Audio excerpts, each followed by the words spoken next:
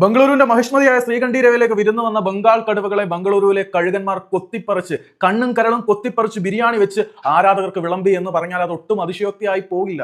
തന്ത്രങ്ങളുടെ താളിയോലകളുമായി Gerard Zaragoza എന്ന പരിശീലകനെ കഴുകന്മാരുടെ തന്ത്രജ്ഞനായിട്ട് എന്തുകൊണ്ട് പാർജിൻഡാൽ ഇവിടെ കെട്ടിയിറക്കി പ്രതിഷ്ഠിച്ചു എന്ന് ചോദിച്ചു കഴിഞ്ഞാൽ അതിനുള്ള മറുപടി കൂടിയാണ് ഇന്ന് ശ്രീകണ്ഠീരവ എന്ന ബംഗളൂരിന്റെ മഹിഷ്മതിയിൽ നടന്ന ബംഗാൾ കടുവകളുടെ കൂട്ടക്കൊലപാതകം എന്ന് പറഞ്ഞാൽ ഒട്ടും അതിശയോക്തിയാവില്ല.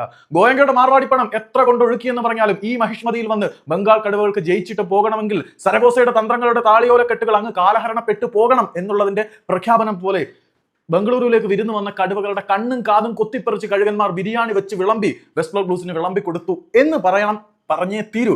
കാരണം എതിരില്ലാത്ത 3 ഗോളുകൾക്കായിരുന്നു മൊളീനയുടെ ബംഗാൾ കടുവകളെ ജെറാർഡ് സരഗോസ എന്ന കഴുകന്റെ തന്ത്രങ്ങളുടെ താളിയോല തുറന്ന് ഇവിടേക്ക് കളി പഠിപ്പിച്ച് വിട്ടപ്പോൾ കഴുകന്മാർ കൊത്തിപ്പറിച്ച് വിട്ടത് എതിരില്ലാത്ത 3 ഗോളുകൾക്ക് മൊളീനയുടെ മോഹൻ ബഗാൻ സൂപ്പർ ജയൻസിനെ തേച്ചൊട്ടിച്ച് വടിച്ചെടുക്കേണ്ട അവസ്ഥയിലാക്കി പറഞ്ഞു വിട്ടു എന്ന് പറയുന്നതായിരിക്കും ശരി. ഇവിടെ അസാമാന്യമായിട്ടുള്ള പോരാട്ടത്തിൽ എതിരില്ലാത്ത 3 ഗോളുകൾക്ക് ബംഗളൂരു FC മോഹൻ ബഗാൻ സൂപ്പർ ജയൻസിനെ പരാജയപ്പെടുത്തുമ്പോൾ പണം എത്ര കൊണ്ടൊഴുക്കിയാലും ഇവിടെ നേടാൻ പറ്റാത്ത പലതും ബംഗളൂരുവിന്റെ മഹിഷ്മതിയിലുണ്ട് എന്ന് ഒരു വട്ടം കൂടി അവർ തെളിയിക്കുകയായിരുന്നു.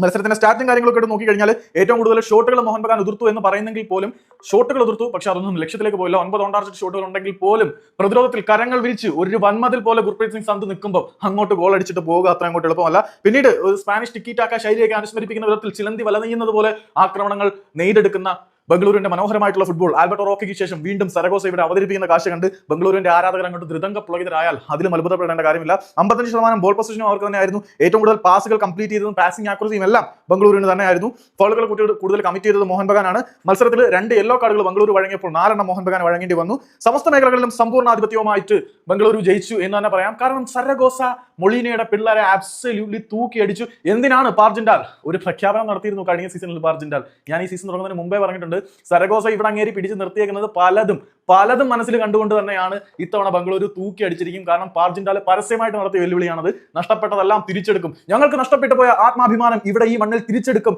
എന്ന് ആരാധകർക്ക് ഉറപ്പ് നൽകിയ ഒരു ഉടമസ്ഥനാണ് ബംഗളൂരുവിനുള്ളത്.